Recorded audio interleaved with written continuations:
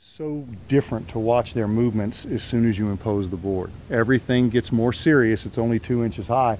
We noticed the exact same thing on the inline lunge test in the FMS because the elevated platform for some reason is much different than a piece of tape on the carpet or the ground. And so we see people do things when we impose that little extra bit of difficulty that produces to us what we think is their authentic movement. If it's not functional, we want to capture that so we can remedy that. So, and Brad, I just got one question for you. If you walked out and did 5 of those in a row without a fall, would there be any question in your mind whether Erwan was here or not?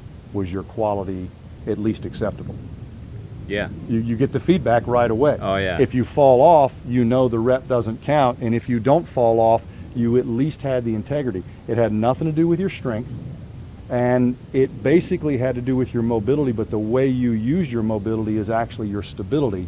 And so you're limited by the 2x4. Now if the coaches happen to turn this way, your feedback is still at a high enough level, which to me is what self-limiting is. And so many of us that may train without supervision, the coach is not always there, the trainer's not always there. Self-limiting exercises are what our ancestors used to become adaptable.